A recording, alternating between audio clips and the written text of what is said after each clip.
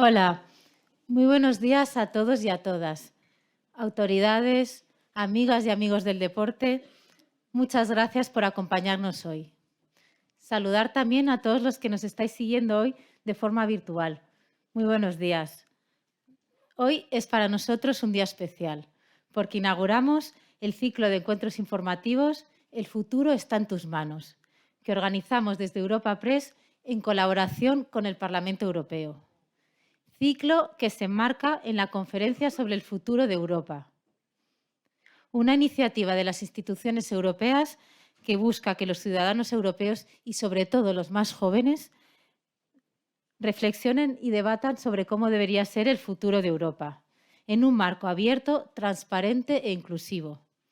Comenzamos hoy en Madrid un ciclo que es itinerante, que visitará ciudades españolas como Sevilla, Valencia, Bilbao, Valladolid y Barcelona, con el objetivo de acercar las instituciones comunitarias, sus valores y sus iniciativas a la realidad local.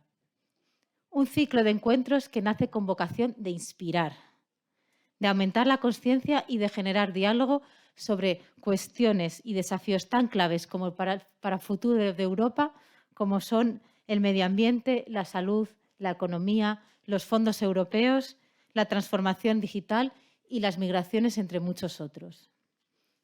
En este primer encuentro hoy abordaremos un tema tan sugerente y tan relevante como es el deporte, que es un gran vehículo de igualdad y de inclusión.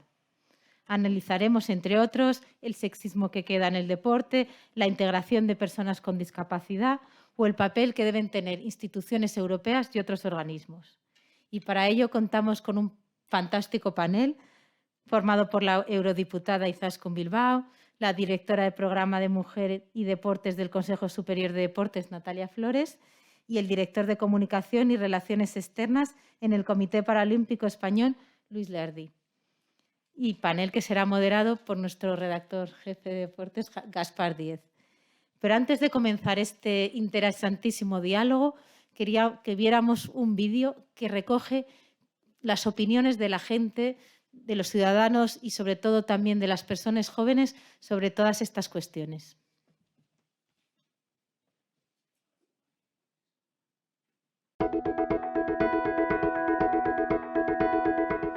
Sí. Sí. Sí. Creo que sí. Yo creo que sí. Sí, sí, sí, claro que lo hay. ¿Todavía se da? Sí, yo creo que sí. Por supuesto. Claro que sí. Yo creo que sí. Sí, que todavía se le ve más como un objeto de deseo, ¿no? Por ejemplo, las típicas gimnastas, más que como lo que son deportistas y que se han currado para estar ahí, ¿no? Por ejemplo, hay veces que las mujeres van como que con menos ropa y un hombre no. Creo que sí, porque hay muchos deportes femeninos que la vestimenta es un poco sexista. Los vestidos, las minifaldas, todo, incluso la publicidad está orientada un poco en ese sentido. Eso es un hecho en la mayoría de los deportes. En el mío en concreto no, porque bueno, la ropa que llevamos son unos pantalones y unas camisetas, tienen que ser recias para poder jugar.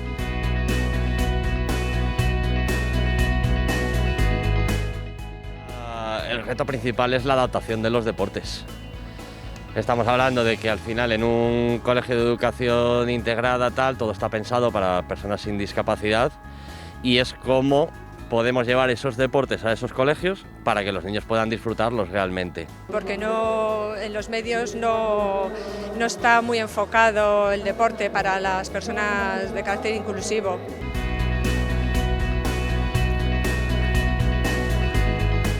Se nos considera que igual somos más aptas para cuidar y eso nos hace además que nos vean como más débiles. Seguro que hubiera bastante más mujeres deportistas si no tuvieran hijos a cargo, ¿no? Todo, la mayoría son siempre los primeros, los equipos de hombres. Porque hijos somos todos, pero solo les toca a las mujeres cuidarlos, después los padres.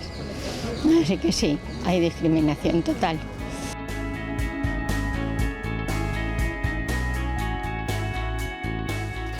Bueno, a ver, sobre todo, bueno, pues desde esos estamentos el colaborar, ayudar y involucrarse. Si se le diera más importancia a la mujer en el deporte, en los medios de comunicación, pues los deportes de mujeres dedicados a la mujer pues sí que se subirían un poquito más. Me gustaría sacarme a mí en el periódico o en la televisión.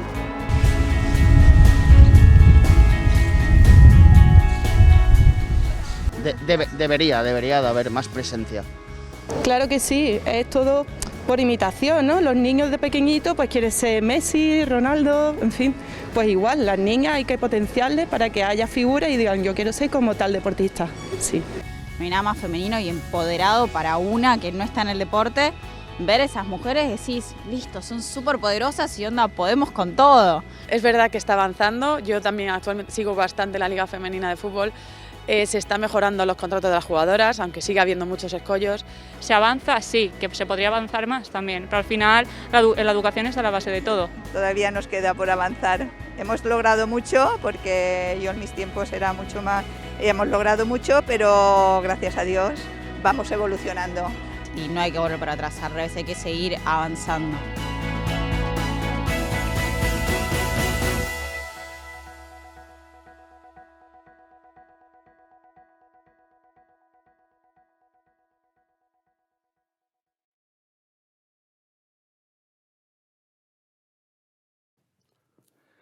Buenos días y bienvenidas y bienvenidos a este encuentro informativo en el marco de la conferencia sobre el futuro de Europa, organizado por Europa Press en colaboración con el Parlamento Europeo. Como decía antes mi compañera Candelas, bajo este sugerente título, El futuro está en tus manos, deporte, igualdad e inclusión, vamos a debatir sobre lo que están haciendo en esta materia las instituciones europeas, el Gobierno de España y el Comité Paralímpico Español. Para ellos nos acompañan, como ha comentado también Candelas, Natalia Flores, la tengo aquí a la izquierda, la directora de programas de Mujer y Deporte del Consejo Superior de Deportes. Bienvenida, Natalia. Gracias. En el otro extremo, Luis Leardi, director de comunicación del Comité Paralímpico Español. Gracias, Luis. Muy buenos días. Gracias a vosotros. Y en el centro, Izaskun Bilbao Barandica, que ya voy a decir los dos apellidos y ya explicaré después por qué, eurodiputada de Renew Europe. Gracias. A vosotros, buenos días. Por venir desde Bruselas esta misma mañana. Gracias por el esfuerzo. Bienvenidas y bienvenidos a los tres. Y antes de presentar a cada uno de los ponentes, les recuerdo que pueden formular sus preguntas al email preguntaseventos@europapress.es e interactuar en redes sociales con la etiqueta EPEncuentroCofoe. Vamos a empezar por la izquierda, por Natalia. Natalia Flores Sanz, la directora de programas de Mujer y Deporte en el CSD desde marzo de 2014. Nació hace 40 años, aunque no se debe decir la edad de una señorita, en Fuenlabrada, licenciada en Ciencias de la Actividad Física y el Deporte por la Universidad Autónoma de Madrid, diplomada en Magisterio de Educación Física y máster en Educación Física y Salud en la Universidad de León. Ha sido docente en la Universidad Complutense de Madrid y participante, como hoy, en numerosos cursos y seminarios sobre igualdad y mujer y deporte. Posee el título de entrenadora nivel 2 de fútbol sala y de monitora de pádel, tu otra gran pasión. Se ha encargado de la creación y seguimiento de los equipos femeninos del Club de Fútbol Fuenlabrada, presidenta y fundadora de la Asociación de Jugadoras de Fútbol Sala y miembro de la Junta Directiva de la Asociación de Deportistas y de la Asamblea de la Federación Madrileña de Fútbol Sala. Lo más importante quizás, fue internacional con la selección española de fútbol sala desde 2006 hasta 2014 y hablábamos antes en la sala que debutaste en Elche, mi ciudad natal, o sea que tienes un buen recuerdo de mi ciudad, con la que te proclamaste 2 veces subcampeona del mundo, has sido 4 veces campeona de la Supercopa de España y 3 de Liga, casi todos estos títulos con el Atlético de Madrid, es un amante del deporte en general, como te defines en Twitter, y eres coordinadora del boletín Mujer y Deporte, del CSD, que también hacemos en Europa Press. Lo hacemos bien, ¿no, Natalia? No tenemos queja. Bueno, eso está bien. Y acabas de regresar de Canarias, que por eso nos das todavía más envidia. Natalia, mi primera pregunta. Desde el pasado 15 de junio, el fútbol femenino ya es considerado profesional en España, aunque todavía estamos en una fase de elaboración de esos estatutos para que sea del todo, el camino se haya recorrido del todo. ¿Cómo se está trabajando en el Consejo y en concreto en el área de mujer y deporte para fomentar esa igualdad?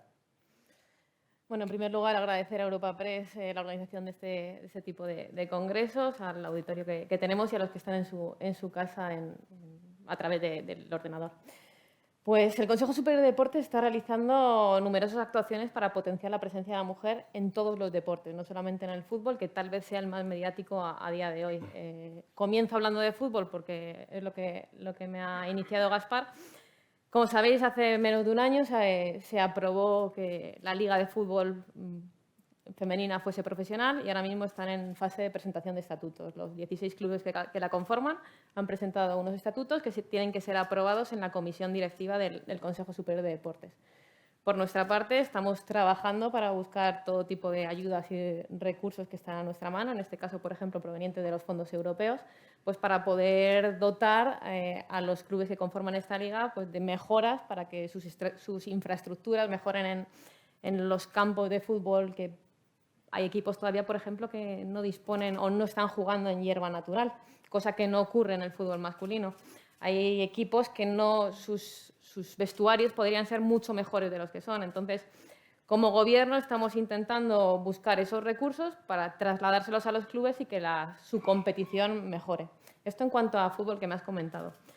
En relación al resto de federaciones deportivas, en el Consejo Superior de Deportes os quiero poner un poco en contexto. Cuando llegué en 2014, apenas había mujeres en juntas directivas. La presencia de la mujer en los órganos de dirección, si tenemos datos desglosados por género desde 2002, apenas había 48 mujeres en juntas directivas, de más de 700. Apenas un 5 o 6% de mujeres. En 2014 suponía un 11%. ¿Qué hizo el Gobierno? Nosotros necesitamos mujeres en esos órganos de gestión, que es donde se toman las decisiones. Desde el CSD damos una subvención a las federaciones deportivas para su día a día, para su funcionamiento. Se decidió crear una ayuda extra, una convocatoria extraordinaria, dotada con 1 millón de euros en ese momento, pues para que las federaciones pudiesen tener ese plus o realizar actuaciones para mejorar a la mujer en el mundo del deporte. Para poder recibir esa subvención se puso un requisito, una obligación del beneficiario. Si la federación correspondiente quiere obtener esos recursos, debe tener en su junta directiva o 3 mujeres o un 33% de representación femenina. Esto supuso un antes y un después. Estábamos hablando de un 11% en ese momento, subió a más de un 20%. Con el paso de los años, gracias tal vez a esta obligación, que no quedó solo en la convocatoria de Mujer y Deporte, sino que el Consejo Superior de Deportes dijo: lo voy a poner obligatorio en todas las convocatorias que saque desde la casa. Las federaciones deportivas tuvieron que cambiar un chip y integrar a la mujer en sus órganos de gobierno. Hablando con varios presidentes, no era un problema de dónde estaban las mujeres para ponerlas, tal vez es que no se les había dado la oportunidad de estar ahí. Consejo no se quedó quieto con este movimiento, sino que en 2019, sí, había más mujeres en juntas directivas, pero incrementamos esa medida. Dijimos que no nos quedamos con un 3 o un 33, sino que en 2019 esa medida pasó a un 4 o un 40%. A día de hoy tenemos un 33% de mujeres en juntas directivas. En 2014 era un 11%. Creo que se ha conseguido que la mujer esté presente en los órganos de representación, que las federaciones sean conscientes de la importancia de que existan mujeres en estos puestos directivos, y gracias a estas ayudas se ha conseguido potenciar los recursos femeninos en las federaciones deportivas. Esto en cuanto a mujer. En cuanto a inclusión, que también se lleva desde la Subdirección de Mujer y Deporte, por ejemplo, este mismo año hemos creado, 2021, ha salido publicada la primera convocatoria de deporte inclusivo, una convocatoria de subvención dotada con 750.000 euros, destinada a las federaciones deportivas igual, para proyectos relacionados con el deporte inclusivo. Esta convocatoria surge de una mesa que se creó en 2018, en la que muchas federaciones de las que aquí veo representadas están partícipes, un comité paralímpico, comunidades autónomas. En esa mesa de deporte inclusivo fue como una tormenta de ideas, de decir cómo podemos ayudar, cómo podemos contribuir a que el deporte inclusivo vaya mejor. Entre esas ideas se creó un plan integral, 25 ideas que se están llevando a cabo. Una de ellas ha sido esta convocatoria que sacamos el año pasado, que probablemente en menos de un mes aparezca en BOE la segunda, con otros 750.000 euros. Y por terminar, que tampoco me quiero extender, le he prometido que iba a ser respetuosa con los plazos, hay otro aspecto que se lleva de la subdirección, que son los acontecimientos de excepcional interés público. Probablemente muchos habréis escuchado hablar de Universo Mujer, o habréis visto el logotipo, la mosca. En el Consejo también tenemos otro de deporte inclusivo. Por si acaso alguien no lo conoce, un acontecimiento de excepcional interés público es un mecanismo por el cual, si una empresa privada, que veo por ejemplo a un principal impulsor aquí, en el caso de Iberdrola, dona una cuantía para un proyecto que tenga que ver, en este caso, con la mujer o con el deporte inclusivo, esa empresa recibirá un retorno fiscal de la cuantía que recibe y, en este caso, la mujer, el deporte inclusivo o cualquier AIP recibirá ese dinero para realizar y poder llevar a cabo los proyectos que tiene desarrollados. Bueno, ¿qué sería el deporte femenino en los últimos años sin Luis, afortunadamente, y sin su empresa con Iberdrola? O sea que la verdad es que creo que el deporte femenino le tiene que estar muy agradecido a Iberdrola. Te voy a hacer una segunda pregunta, y yo sí que tengo papeles porque no tengo todo en la cabeza como tú. Y me están llamando aquí por teléfono. No me llames, José, porque estoy aquí en un acto. ¿Qué suma el gestionar en femenino, como lo llama Izaskun Bilbao? Que sí que se han dado pasos, y lo comentabas tú, de ese 11 al 33%, pero sin embargo, desgraciadamente, son una isla de las mujeres como presidentas de federaciones españolas. Solo tenemos a Asunción Loriente en remo y a Isabel García en salvamento y socorrismo. ¿Qué suma gestionar en femenino? Yo creo que las mujeres somos capaces de trasladar otra visión. Por desgracia, bueno, y comentas dos, y una de ellas está en una moción de censura ahora mismo, la presidenta de Remo, nos queda una mujer y otra está en una moción de censura. Creo que, bueno, somos el 50% de la población. Te hablo como deportista, para llevarlo al mundo de la gestión. Yo he sido jugadora de fútbol del equipo nacional y teníamos una serie de problemas en la selección que el masculino no tenía, y entonces mis entrenadores o mis directivos no contemplaban pequeños problemas que como mujeres sí tenemos que ellos no tenían. O sea, la manera de gestionar o otra visión o tal vez esa empatía que ellos no se ponen en ese punto de vista. Como dices tú, traigo en mi mochila los valores del deporte. Correcto. Porque hay muchos, afortunadamente, deportistas que están accediendo ahora al cargo de presidentes. Tenemos a Raúl Chapado, a Pirri, a Jesús Carballo, a Jorge Arbajosa.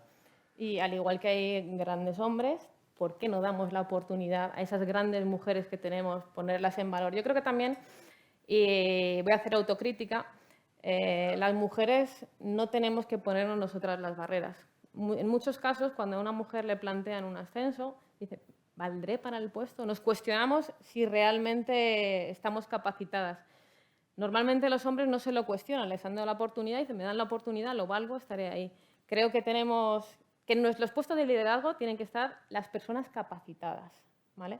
Sean hombres o sean mujeres. El problema que existía hasta ahora que no se le daba la oportunidad a las mujeres de estar ahí, pero sí que debemos de estar personas capacitadas para liderar.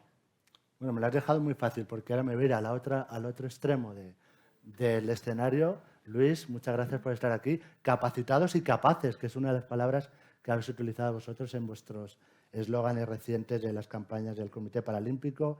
Luis Leardi, aquí donde lo tenemos, nació en Algeciras en 1970, no voy a decir tu edad, pero que la gente haga la suma. Aunque reside en Madrid desde muy pequeño, como nadador paralímpico participaste en los Juegos de Seúl 88, lograste 3 medallas de oro y un bronce, y en los de Barcelona 92, donde conseguiste 3 diplomas.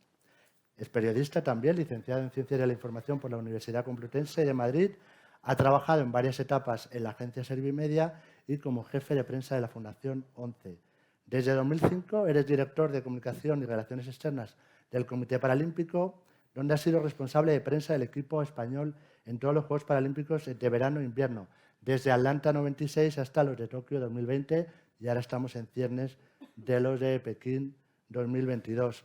Es autor del libro 12 historias y una meta y uno de los coordinadores del libro blanco del deporte de personas con discapacidad en España, editado por el CERMI, el Comité Paralímpico y la Fundación 11. Ha impartido charlas, conferencias, clases sobre deporte paralímpico. Recibió el Premio Defensa en 2005 de prensa escrita por el Ministerio de Defensa por un trabajo sobre la inclusión de las mujeres en las Fuerzas Armadas, publicado por la revista Perfiles.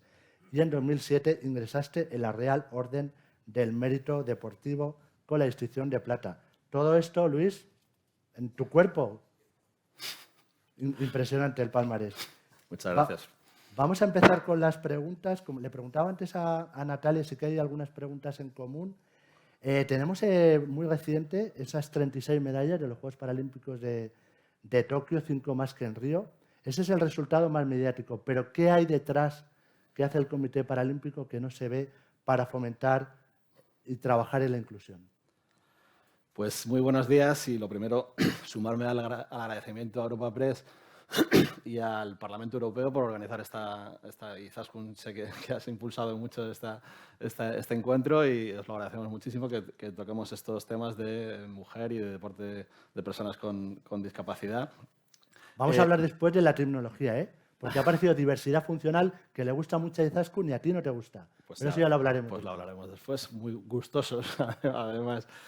Yo me presentabas aquí como representante del Comité Paralímpico Español, pero también quisiera un poco arrogarme un poco la representación de no solo el Comité Paralímpico, sino el sector de la discapacidad, sobre todo como lo que has mencionado, uno de los coordinadores de ese libro blanco del deporte de personas con discapacidad que pusimos en marcha desde el CERMI, que es la plataforma estatal de representantes de personas con discapacidad, el propio Comité Paralímpico Español y la Fundación 11, que creo que son las tres entidades más representativas del deporte de personas con discapacidad en nuestro país.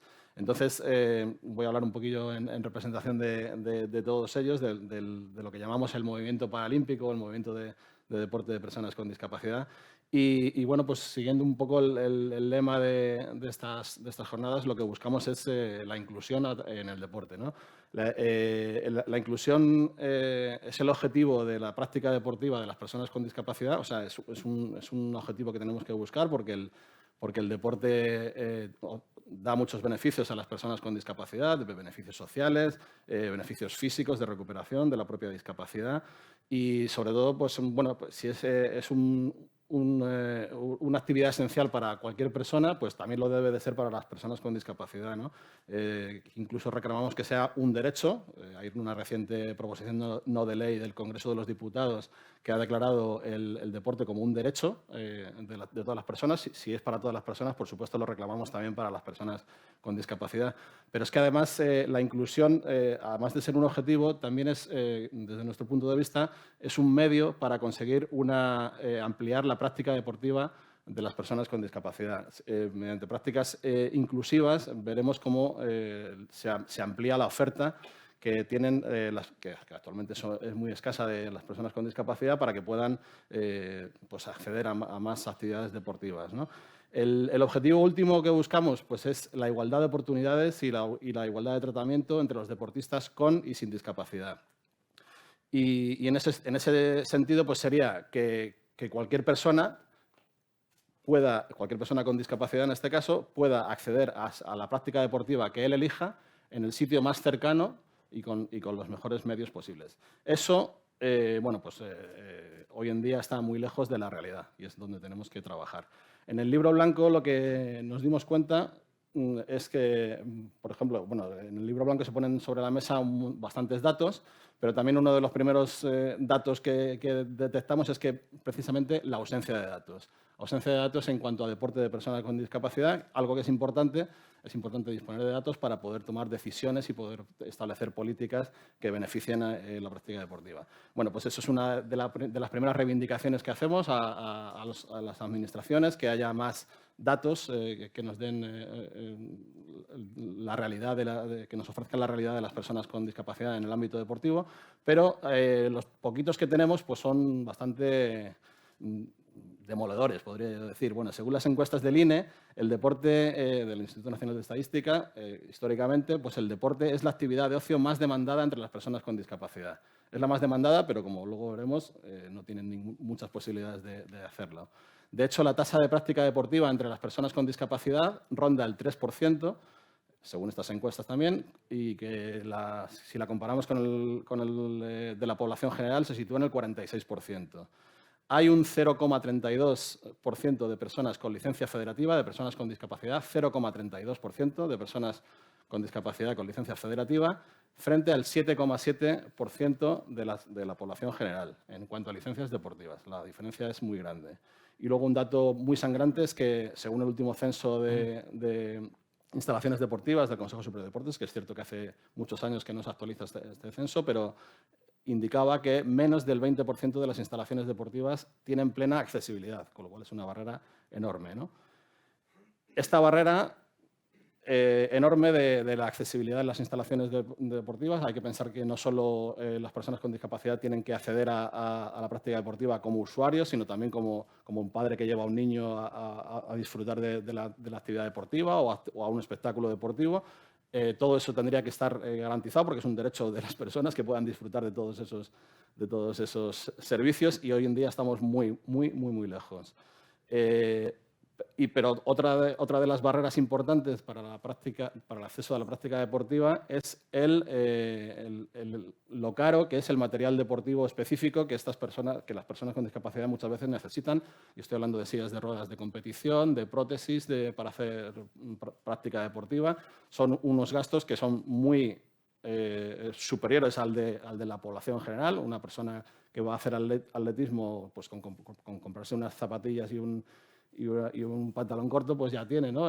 Sin embargo, en una persona con discapacidad que tiene que hacer frente o unos padres que le tienen que comprar a un niño pues una silla de ruedas de competición que vale miles de euros, o las prótesis de competición que están fuera del catálogo de prestaciones de la Seguridad Social, del catálogo ortoprotésico de la Seguridad Social. Bueno, pues esos son más barreras para el deporte de las personas con discapacidad y también, por ejemplo, la necesidad de personal de apoyo para grandes discapacitados es una barrera enorme porque si no se tiene esa ayuda, pues no se puede hacer la práctica deportiva. Buscamos la igualdad de oportunidades en todos los niveles. Cuando hablo de todos los niveles, hablo de alta competición y hablo de deporte de base.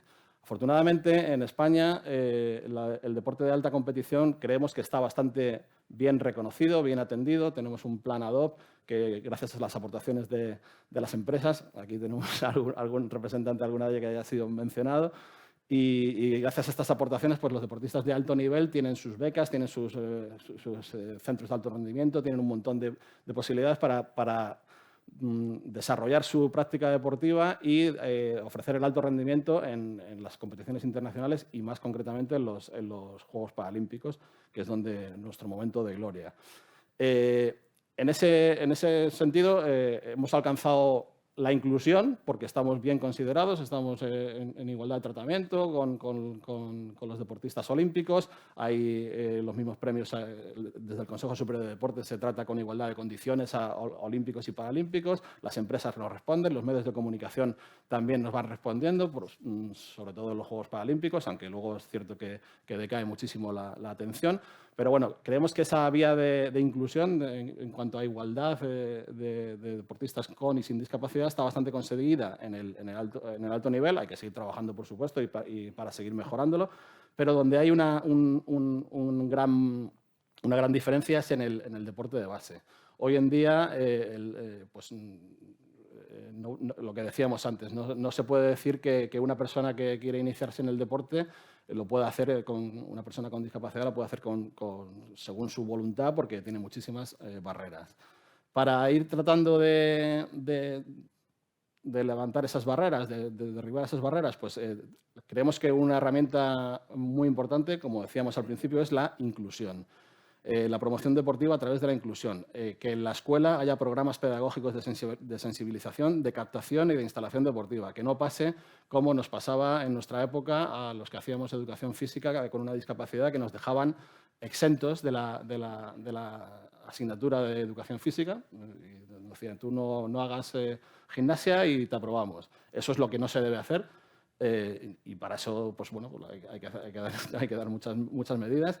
Hay que transformar en inclusivas las actividades deportivas ya existentes en los diferentes servicios ofertados a la población, tanto públicos como privados, es decir, que se creen secciones de personas con discapacidad inclusivas en clubes, en federaciones, en ayuntamientos, en los cursillos de todo tipo de actividades, pero también en el sentido contrario, las actividades que hacen las asociaciones de discapacidad en el ámbito deportivo, pues abrirlas al contexto inclusivo para que se pueda disfrutar personas con y sin discapacidad a la vez. Y, insisto, apoyar a los deportistas con grandes discapacidades que tienen unas necesidades muy especiales. Todas esas ampliaciones de abrir el espectro a la práctica inclusiva de deportistas con y sin discapacidad, lo que van a hacer es aumentar al final la oferta de actividad deportiva para las personas con discapacidad y en ese sentido estaremos dando respuesta a esa necesidad que tienen las personas con discapacidad de hacer deporte, ¿no? Incrementaremos la oferta con ellos. Para ello es importantísimo la formación de los profesionales, tanto en la escuela, los profesores de educación física, para que no pase eso que acabo de contar que nos pasaba a nosotros, que tengan conocimiento suficiente para que puedan dar clase a las personas con discapacidad en igualdad de condiciones con los chavales, con el resto de chavales, y también las titulaciones de las enseñanzas deportivas que se imparten desde las propias federaciones. En los dos casos hemos dado ya bastantes pasos adelante a través del Consejo Superior de Deportes y de las universidades, que están formando mucho mejor ya a los profesores de educación física y también a las federaciones. O sea, el Consejo Superior de Deportes ha establecido normativa para que en todas las enseñanzas deportivas de las federaciones se incluya formación sobre personas con discapacidad, conceptos. Y eso son algunas medidas que indican que vamos en el buen camino. Si hablamos de inclusión en general en todos los ámbitos del deporte, tenemos que hablarlo también, por supuesto, en el ámbito de las estructuras federativas, de las federaciones. Ahora mismo en España hay dos tipos de federaciones, unas que han incluido a las personas con discapacidad, las federaciones deportivas, que han incluido a las personas con discapacidad en su seno, con lo cual es una sección más dentro de esa federación, y luego hay otra serie de deportes que están en las federaciones específicas de personas con discapacidad, de deportes de personas con discapacidad que contienen en su seno pues, varias modalidades. Bueno, desde el sector estamos todos bastante de acuerdo en que el futuro y el camino a seguir es el de la inclusión, el de la integración, el que las federaciones deportivas acaben todas teniendo su sección de personas con deportes de deporte de personas con discapacidad, que se tramiten sus licencias, que se gestionen sus campeonatos, su representación internacional, etcétera.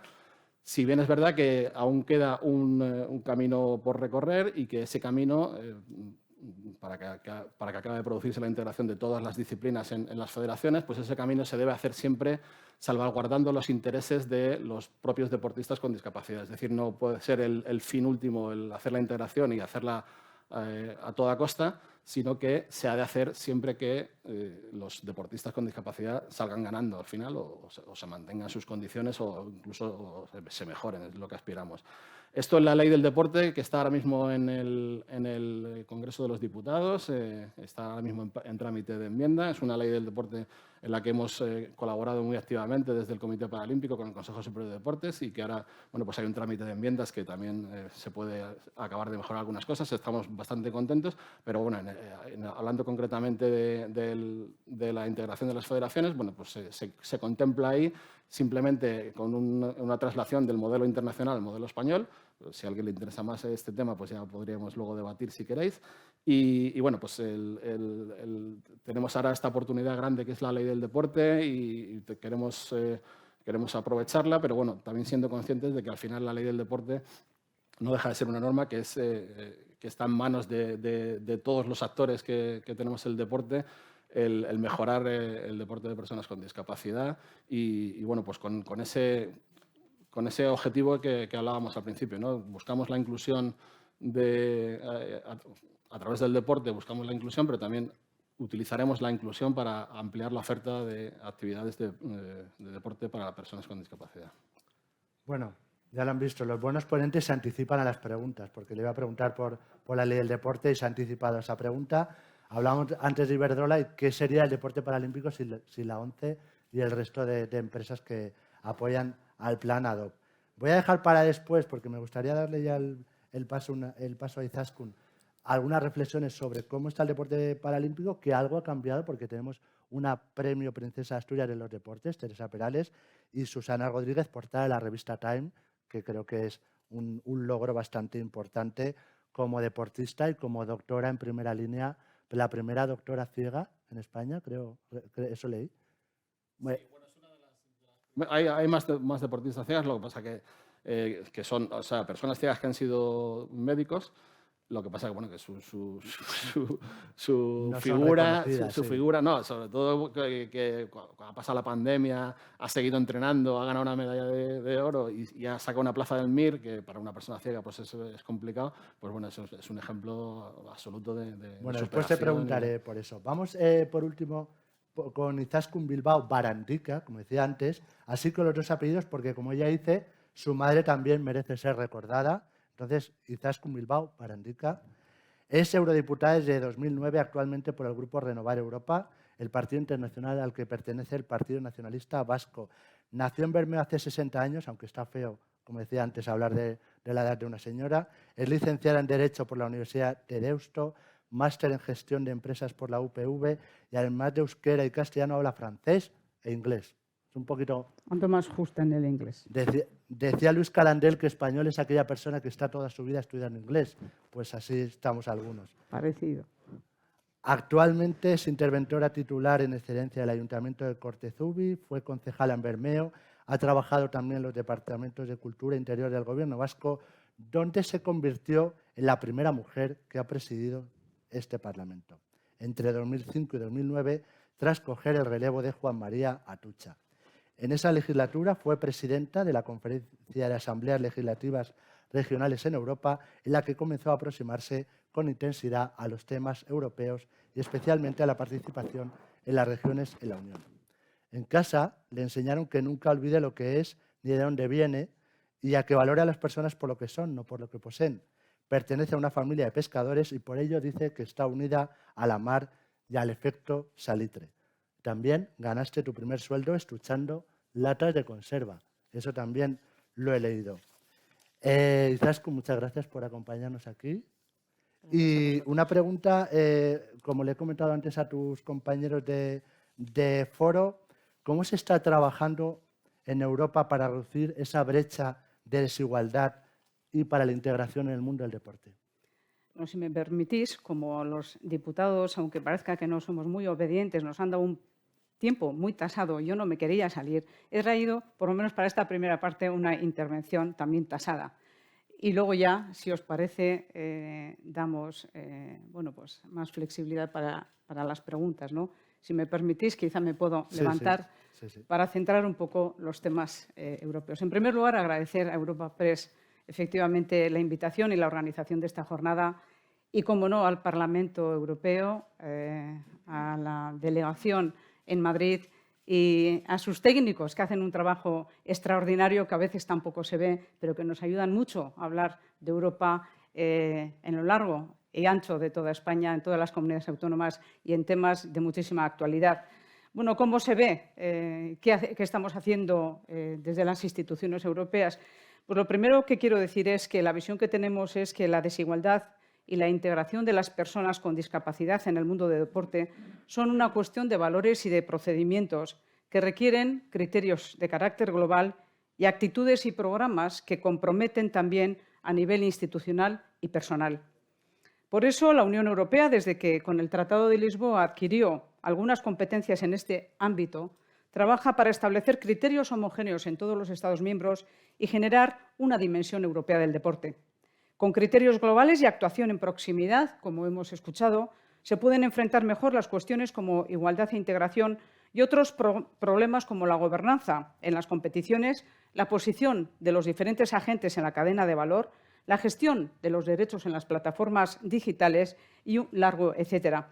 Especialmente en un entorno en el que la competición y las actividades económicas vinculadas al deporte se globalizan y digitalizan a una gran velocidad.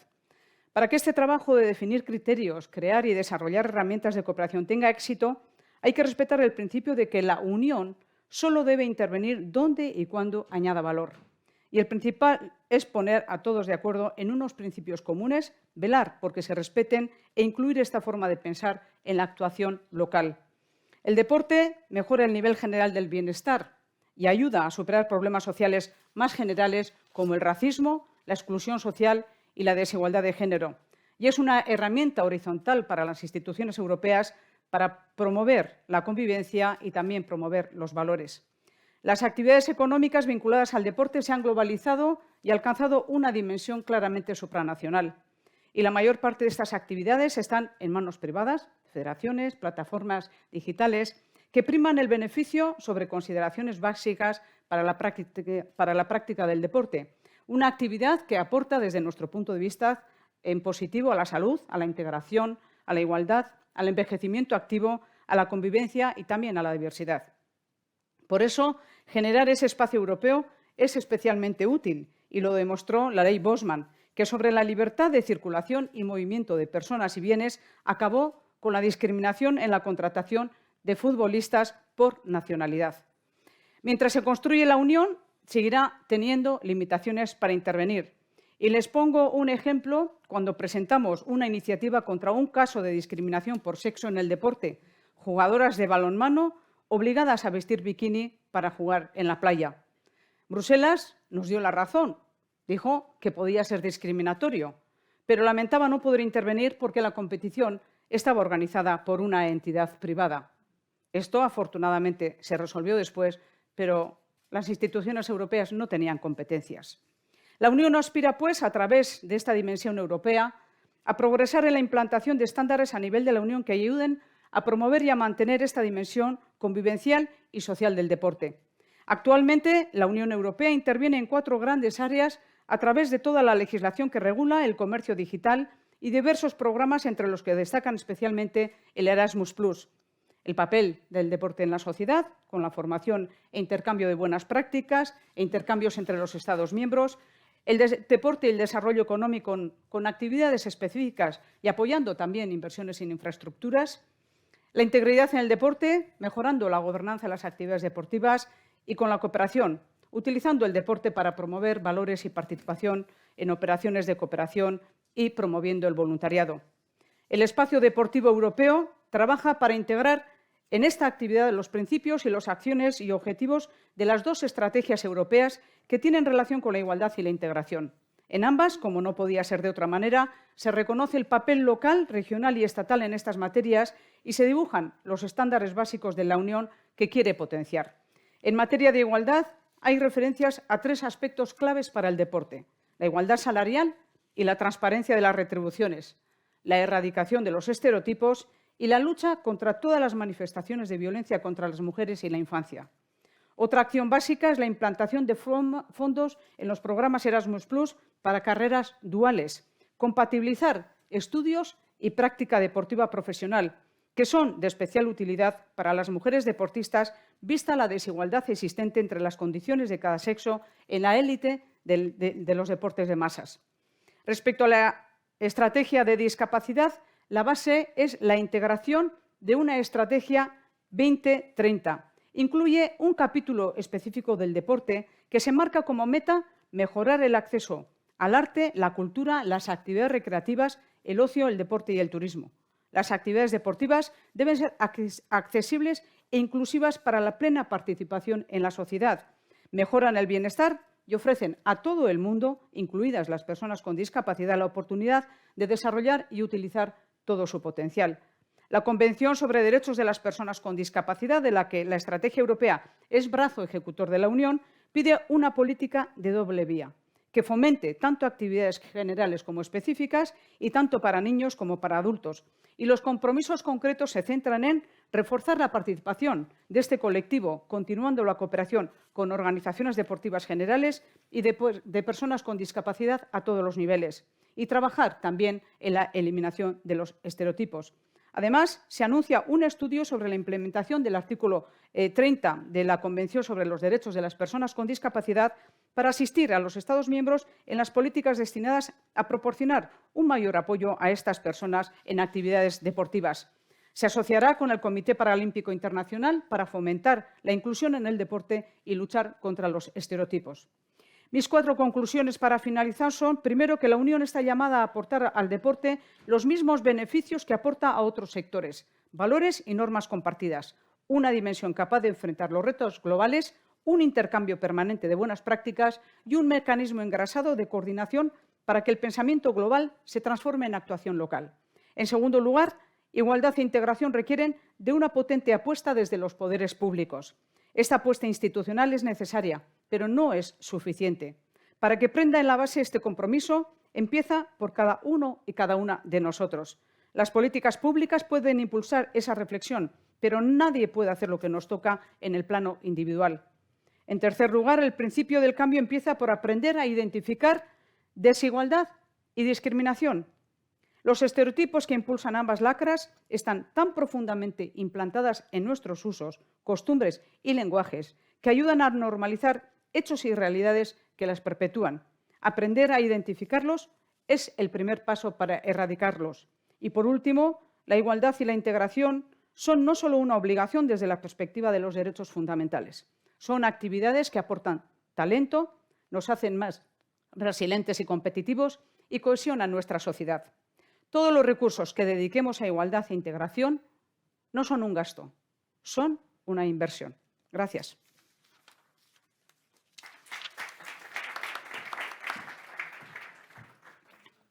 Muchas gracias, Izaskun.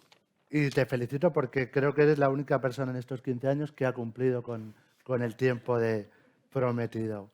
Quería hacerte una pregunta, un par de preguntas antes de iniciar el coloquio. Antes hablamos de la ley del deporte en España. La ley de actividad física en Euskadi fue presentada en julio, a mediados de julio, y actualmente está en trámite en el Parlamento. ¿Qué medidas contiene para promocionar estas prácticas que hablabas tú, para fomentar la igualdad, la inclusión y después para luchar contra esos estereotipos que hablabas antes, desgraciadamente, de ese campeonato, de esas chicas que tenían que llevar bikini para poder jugar? Bueno, sí, hay un anteproyecto de ley que se presentó hace unos meses y además un anteproyecto que se hizo con la participación de todos los agentes. Es el resultado de una escucha activa y pretende 2 cosas. Primero, incorporar la igualdad de género en todas las actividades deportivas con varias medidas y además lo hace con un carácter transversal en todas las áreas. Y pretende también la incorporación de las personas con discapacidad, con medidas adecuadas desde el deporte base y escolares. Pero hay medidas concretas que se establece la necesidad de que las federaciones puedan crear 2 comisiones, una comisión de igualdad para que puedan abordar efectivamente cuáles son las medidas que hay que adoptar de cara a esta integración y también una comisión para abordar los temas de discapacidad desde el deporte base. Estos son los 2 aspectos fundamentales que quiere hacer y además tratando de erradicar no solamente la violencia contra las mujeres, sino también los rechazos que en este momento estamos viendo en algunos colectivos como pueden ser las personas LGTBI. Medidas concretas, por ejemplo, algo que está afectando y vemos cada cierto tiempo una noticia de esas, también medidas para que la maternidad no afecte negativamente a las mujeres deportistas en los ámbitos de la competición. En este momento pasará por el trámite parlamentario, pero estoy absolutamente segura que va a ser una ley valiente, que va a responder efectivamente a los retos que tenemos de abordar esa desigualdad de género que tenemos incorporando a otros colectivos en función de su género y también para abordar todas las cuestiones de discapacidad. Estas son las grandes líneas de lo que pretende esta ley. Bueno, están empezando a llegar preguntas al email, pero antes me gustaría formularte otra. Hablas de ese campeonato, desgraciadamente, y de esa lucha contra los estereotipos.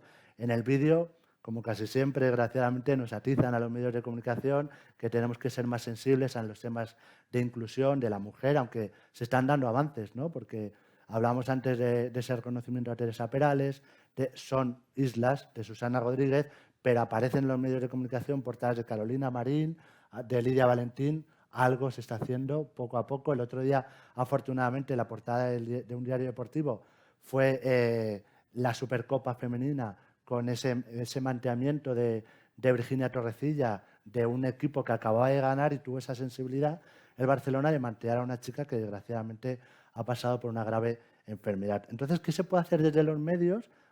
Alguna sugerencia para nosotros.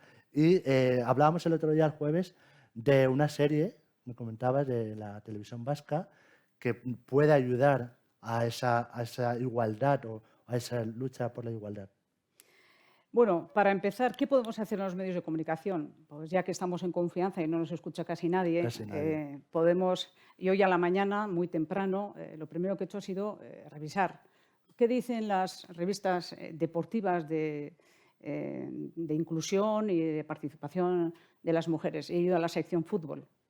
Bueno, pues el primer equipo femenino parecía el 11º. Después, incluso de los de segunda división. Un medio, el más leído seguramente, no voy a decir cuál porque creo que no hace falta. Bueno, pues eso no tiene ningún sentido, ¿no? Para hablar de una mujer campeona tiene que ser una mujer extraordinaria, igual que una persona con discapacidad, porque tiene que ser médico, ciega, además tiene que haber aprobado el MIR. ¿Por qué las mujeres tenemos que demostrar tantas cosas antes de que se hable de nosotras? Y yo creo que hay que cambiar también los lenguajes. Natalia antes decía, hemos conseguido, por cierto que el anteproyecto de ley también establece la paridad en los órganos de gobernanza de las federaciones deportivas, decían, es que somos un 33% ya de mujeres. Y cuando hablamos del Parlamento también dice, es que somos casi un 40% de mujeres. Yo digo, no, perdonen. Estamos equivocados. Hay más de un 60% de hombres. Cambia totalmente el lenguaje. Porque es como si estuviéramos pidiendo permiso. Y al final somos más del 50% de población las mujeres. El mayor número de personas con titulaciones universitarias a nivel europeo son mujeres. ¿Dónde estamos? Y cuando se habla de una mujer, tiene que ser extraordinaria. ¿Qué referencias tenemos? Tenemos referencias en el deporte de mujeres líderes, el Balón de Oro. Pero sería interesante analizar cuántas veces ha aparecido el Balón de Oro masculino y de qué manera y con qué lenguaje y de qué manera ha aparecido la Balón de Oro femenina. ¿Qué ha pasado con las últimas Olimpiadas? Yo no oía más que noticias de que las mujeres están, venga, a ganar medallas. Y yo que, bueno, leo más las imágenes para analizar ese tipo de cosas que la letra, no tenían el mismo reflejo. Y decía, si esto hubiera pasado con los hombres, estaríamos todo el día hablando como de Nadal, que hizo una cosa tremenda ayer. Algo hizo. Efectivamente, hizo una cosa tremenda, pero no se valora de la misma manera. Entonces, yo hablaba que hay que identificar la desigualdad. ¿Y por qué lo digo? Porque yo misma aprendí a identificar la desigualdad. Yo pensaba, yo estudio igual que mis hermanos, me he formado, me han dado oportunidades. Esto es cuestión de formarse. No es solo cuestión de formarse. Es cuestión de acabar también con esos ámbitos invisibles en los que normalmente las mujeres no estamos porque estamos ocupadas con otras cosas. Y en los que las leyes, con las cuotas, favorecen, y las leyes también para la integración en el deporte y en la desigualdad o la discapacidad, contribuyen a que todos digamos que tenemos que hacer algo más. Por lo tanto, os invito a leer la prensa, las imágenes, las fotos y ver si eso se corresponde a lo que están haciendo las mujeres en todos los ámbitos, ¿no? Y respecto de la empatía, yo siempre he defendido que sí hay una forma de hacer diferente entre mujeres y hombres. Hombre, siempre me pone alguien el ejemplo, y fulana, y ya, pero para entonces, ¿cuántos hombres hay que lo han hecho así? No me pongáis la anécdota. Y creo que es porque estamos quizá, pues por cultura también, más entrenadas para lo emocional, nos da menos miedo y no nos importa tanto compartir. Los esquemas de va a quedar él como si hubiera salido ganando y yo me voy a quedar aquí con esta pinta de pelele. Pues esos esquemas, muchas veces, que lo digo así en plan anecdótico, son las que marcan la forma de hacer las cosas y resolver los conflictos. Y yo os digo, por mi experiencia en el ámbito político, que me ha tocado trabajar bastante en ámbitos y en mundo de hombres, y también os voy a decir una cosa, y es que cuanta más responsabilidad tiene una mujer y llega a los mayores límites, más sufre la discriminación. Yo, los momentos de más discriminación las viví siendo presidente del Parlamento. Cosas asombrosas, que la gente de mi entorno decía, ¿pero cómo han podido decir hacer eso? Bueno, pues es lo que hay. Entonces, también otro mensaje. El tema de la igualdad no es solo una cuestión de mujeres, es una cuestión de valores. Y yo una llamada también a los hombres a que construyamos la igualdad entre todos, porque esto nos beneficia a todos, a hombres y a mujeres. Lo que pasa es que igual todavía no hemos sido capaces de demostrar en todos los ámbitos. Y cuando el otro día hablábamos de una anécdota, hablando de discapacidad y diversidad funcional, que yo he tratado de presentar un montón de enmiendas en informes hablando de diversidad funcional, porque lo de discapacidad me chirría, que quizá he discutido con compañeros míos, lo que he visto es que en empresas industriales que hemos visitado, por ejemplo, en el País Vasco, unas cuantas, en una de ellas, personas con síndrome de Down, que a mí me llamó la atención que hubiera tantas en una empresa. Eran empresas de laminados. Pregunté, ¿por qué no? Me dijo, no, es que no hay nadie como ellos que sean capaces por el tacto de pasar la calidad, el criterio de calidad. No pasan ni una. Tienen otro tipo de calidades y habilidades. Tienen otra diversidad, ¿no? Y yo creo que tenemos también todos que aprender a vivir, y esto tenemos que ser honrados y sinceros, con la incomodidad que a veces nos supone también convivir y compartir cosas con personas que parece que no tienen las mismas habilidades que nosotros. Tienen habilidades diferentes y a veces nos enseñan muchas cosas y deberíamos estar atentos a aprender, porque evidentemente son diferentes pero no son desiguales.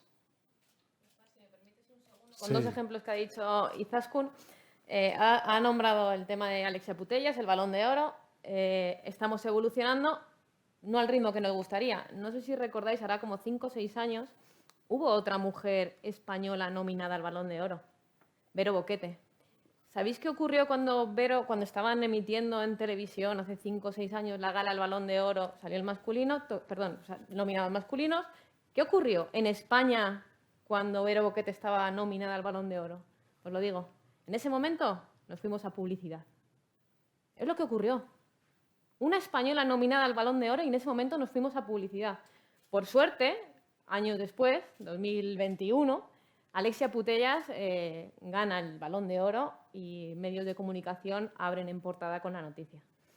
¿Estamos cambiando? Sí, nos queda mucho por hacer también. Y bueno, yo creo que a lo que se refería Natalia es precisamente eso, que se están dando, no se puede dar un salto gigante, se están dando pasos y eso es a lo que se refería ella. Sí, disculpa, me he olvidado antes, me preguntabas por un programa. El programa de la televisión vasca. En la televisión vasca van a poner los viernes por la tarde un programa para el público infantil y juvenil que se llama Irabazi Arte, o sea, hasta ganarlo, ¿no? Habla de un equipo femenino y de liderazgo femenino en el deporte, habla de valores como la amistad, la solidaridad, y esto es para trasladar a la gente más joven cómo viven las mujeres deportistas, cuáles son las dificultades y sensibilizar a través de una serie, bueno, pues entre este público que parece que ya están viendo algunos trailers y está resultando muy atractivo. Evidentemente yo estoy de acuerdo, hay una evolución y estamos dando pasos, pero para las personas que trabajan, sufren igual que sus compañeros, realmente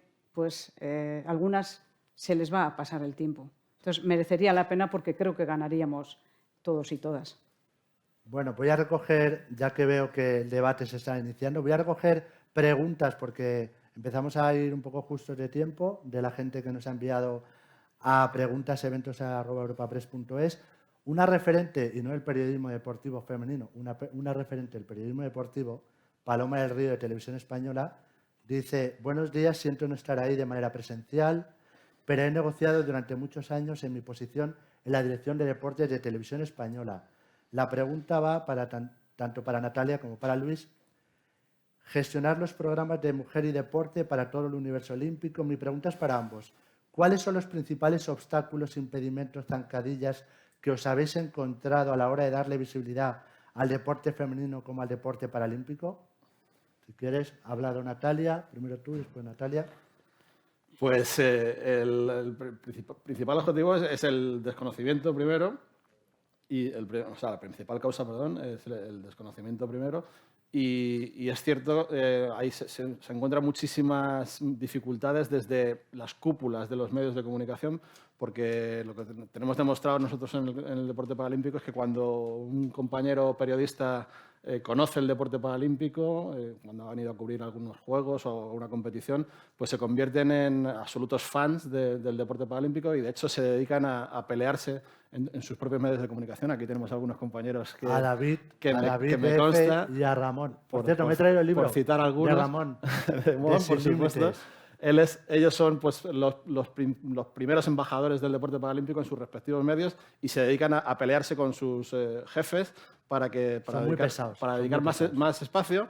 Y bueno, pues no siempre, por no decir con muy poco resultado, esa lucha que es denodada por su parte, pero que en el caso de Europa Press y de la agencia EFE, no. Efectivamente. Pero en los medios que no son una agencia, que en la agencia al final, yo también he sido periodista de agencia y en una agencia pues cabe todo al final, ¿no? Y en unos medios de comunicación, como una televisión y los periódicos, pues tienen que priorizarla y pasa lo que pasa, lo que estaba contando antes Izaskun, ¿no? Cuando aparece la información de deporte paralímpico, pues muy atrás.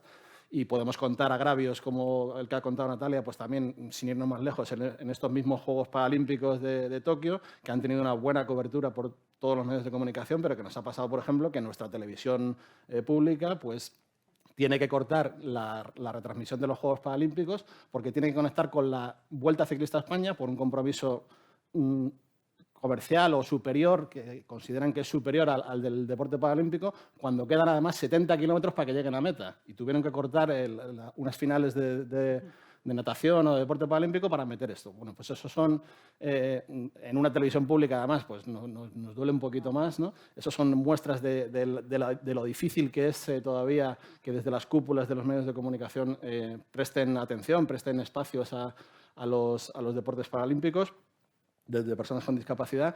Hemos dado muchos pasos, como también decía Natalia en el caso de la mujer, pues en el caso de las personas con discapacidad. Hemos tenido en los Juegos Paralímpicos portadas de periódicos de marca, hemos abierto telediarios. Es cierto que luego, cuando acaban los Juegos Paralímpicos, pues caemos en el olvido totalmente. Pero bueno, creemos que estamos en una posición pues, razonable, siempre de mejorar. Y lo que hace falta es seguir mejorando en el día a día, hacer caso a estos fans nuestros que son los periodistas.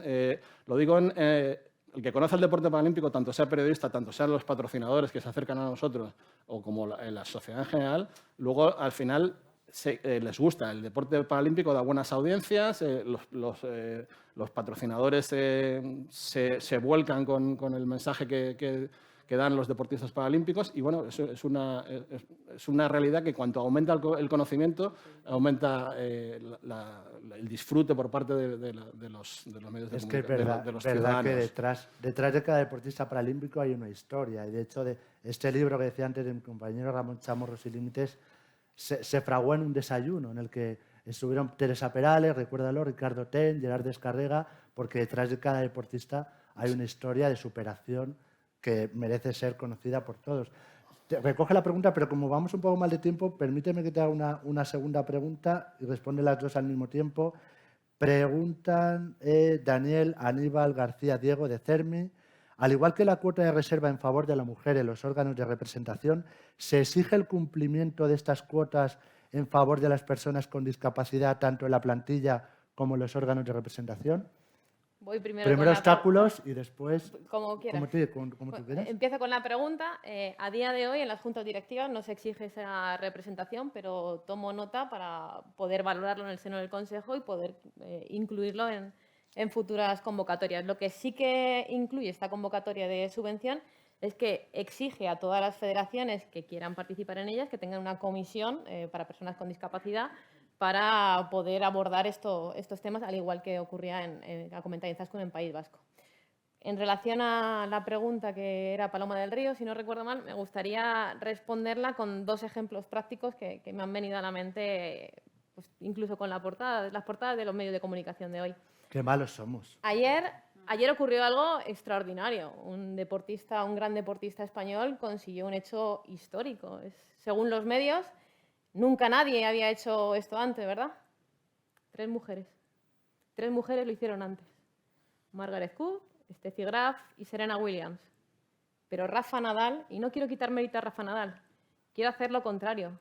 Quiero que seamos conscientes que 3 mujeres tenistas lo hicieron antes en la historia. Nadie lo ha puesto en valor. Creo que esas son las cosas que tenemos que contar. O si ahora mismo os digo, al aforo que estáis aquí, pensar en el primer deportista español que ganó un anillo de la NBA. ¿Quién os viene a la cabeza? Pau Gasol. Amaya Valdemoro lo hizo bastante antes. Creo que lo que tenemos que hacer es poner en valor los éxitos deportivos, independientemente del género. Lo comentaba Izaskun, que la mujer, que no tiene que sacar el MIR, ser doctora, ser oro olímpico, para salir en el medio de comunicación, sino que simplemente el hecho de ser el oro olímpico ya tiene que hacer para que salga en el medio. Creo que... Izaskun, también recojo 2 preguntas al mismo tiempo, porque vamos un poco justos de tiempo. Pregunta Paloma Díaz Galán. ¿Qué opinan de la organización de eventos deportivos españoles en países donde los derechos humanos, en especial el trato hacia las mujeres, no tienen los mismos estándares que los países europeos? ¿Vale todo por el incremento de ingresos? Supongo que, entre otras cosas, se refiere a la Supercopa de España de fútbol en un país como Arabia Saudí. Anteriormente se celebraron otros eventos en Qatar. Y mi segunda pregunta, que la tenía aquí incluida casi para acabar, es, estábamos hablando antes, precisamente lo retomabas tú, de los órganos de representación y de la poca representatividad que hay de las federaciones españolas, por ejemplo, en Europa. ¿Qué se está haciendo y cuál es el grado de representación también de las mujeres en los órganos directivos? Bueno, lo que yo he tratado de decir antes en mi intervención es que Europa, más allá de los valores, lo que trata de construir es un marco europeo que al final, que luego tiene que ser traducido en la legislación deportiva de cada uno de los Estados miembros, en nuestro caso, pues también de las regiones, ¿no? No tengo en este momento todos los datos para decir cómo es la representación. Efectivamente, cada vez que hablamos de índices de igualdad, índices de representación de mujeres, pues los países del norte nos llevan alguna ventaja y, por lo tanto, tenemos buenas prácticas de las que yo hablaba compartidas, la necesidad de, efectivamente, tener datos, información, buenas prácticas a nivel europeo para dar los pasos. Pero yo creo que lo más importante es, con debates como estos, efectivamente, viendo cuál es la realidad y los datos que han sido aplastantes de mujeres que lo han conseguido antes, pues hablar de ello, ¿no? Hablar de los éxitos que las personas, sean mujeres, hombres o personas con discapacidad, hayan conseguido y poner en valor pues todo lo que se consigue en ese ámbito, ¿no? Respecto de la participación en países que no comparten valores, bueno, yo creo que ahí ha habido una gran polémica donde ha habido una posición también a nivel europeo cuestionando la participación y la celebración de ese evento. Y bueno, yo creo que efectivamente yo soy favorable a que desde Europa digamos que no todo vale. Pero si hablamos de temas económicos, una de las cosas que yo he mencionado, no ha entrado nadie, ¿no? He visto, pero ha sido una pequeña provocación también, ha sido que en lugar de guiarnos por lo que significa la práctica deportiva, los valores y promocionarlos también, pues el tema económico es lo que prima. Por lo tanto, la televisión, los anuncios, todo va guiado pues, solamente con un prisma económico y quizá entre todos pues, podríamos darle un poquito la vuelta para hablar también de valores. Pero claro, valores, economía, ¿cómo se compatibiliza, no? Yo he respondido diciendo que no todo vale y creo que seríamos todos más felices en los colectivos que en este momento están infrarrepresentados también si incluyéramos esos valores en estas prácticas deportivas y sobre todo en la transmisión también a través de los medios de comunicación, porque ejemplos hay muchísimos. Hemos hablado hoy, 11º, pero son las portadas en los formatos digitales, qué lenguajes hablan, por no hablar del último entrenador del Rayo, los comentarios que hizo, y no ha pasado absolutamente nada, ¿eh? Eso sí que es grave. Y me lo he apuntado porque me ha parecido tan brutal, y acabo, perdonadme con esto, porque es otra llamada a la reflexión. Y aquí hay una responsabilidad colectiva e individual y de las organizaciones. Este staff es increíble, pero nos faltan cosas. Nos falta, sigo diciéndolo, hacer, pues, uno como los de Arandina. Nos falta que cojamos a una, pero que sea mayor de edad para no meternos en jaris.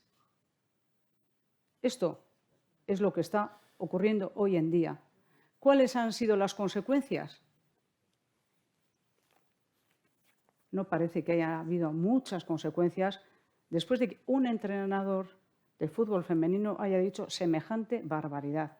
Esto es para tener una reacción colectiva y una reacción en los medios y condenarlo socialmente, sin ningún tipo de complejos y de intereses.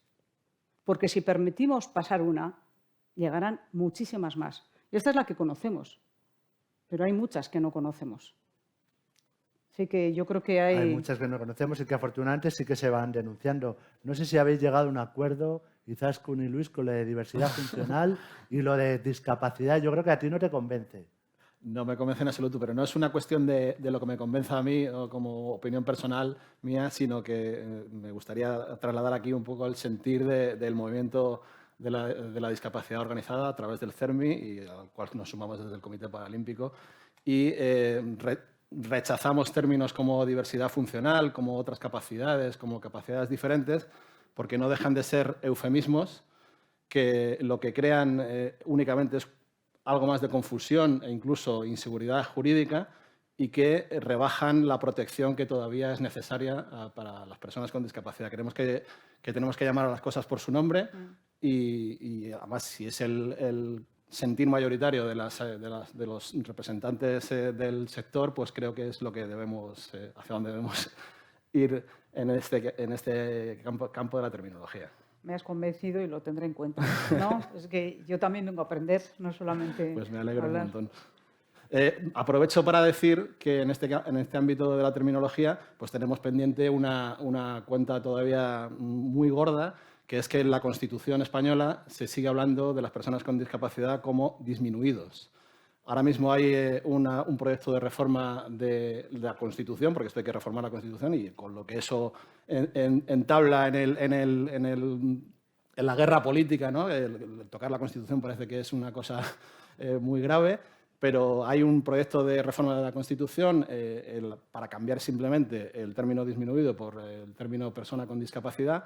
Y bueno, invito desde aquí a todos los partidos políticos, en nombre también, yo creo, del CERMI y del Comité Paralímpico, nuestro presidente lo mencionó hace unos días, a que se llegue a un consenso, a que se pueda cambiar esta palabra en la Constitución española. Hay una propuesta de reforma de la Constitución en el Congreso de los Diputados, y está solamente pendiente de que acabe el trámite de enmiendas y que se pongan de acuerdo para poder hacerlo. Y lo pedimos desde aquí encarecidamente. Y que se quiten algunos carteles que todavía parecen como minusválidos. Sí, eso se lo comenté el otro día. Mucha más frecuencia de lo que parece. Hablando con él, que cuando entraba a algún establecimiento y lo veía, le llamaba la atención y digo, quítate esto que creo que puede molestar a alguien. Si empezamos precisamente por los textos legales, el marco de la Constitución el primero, pero luego todas las leyes que se están haciendo, incluso la ley del deporte, que está ahora mismo en el trámite en el Congreso, habla en todo momento de personas con discapacidad, no habla de deporte adaptado, habla de deporte inclusivo, pero refiriéndose a las personas con discapacidad, y no habla, por supuesto, ni de diversidad funcional, ni de otras capacidades diferentes, que, como digo, son eufemismos que dan mucho despiste al tema. Son bien intencionados porque son palabras que la gente desde la buena intención las propone, pero creo que está clara la postura del sector, y además que se tiene que ver refrendado en los textos legales, y luego ya irá yendo, espero, a través de los medios de comunicación y a través del uso general de todas las personas. Vale. Estamos acabando, pero Miguel me pide una última intervención. Está aquí delante. No sé si le podemos... Sí, tenemos un micrófono. Un segundo, Miguel. Que confiamos en tu buena voz, pero... No sé yo, con mascarillas, buenos días.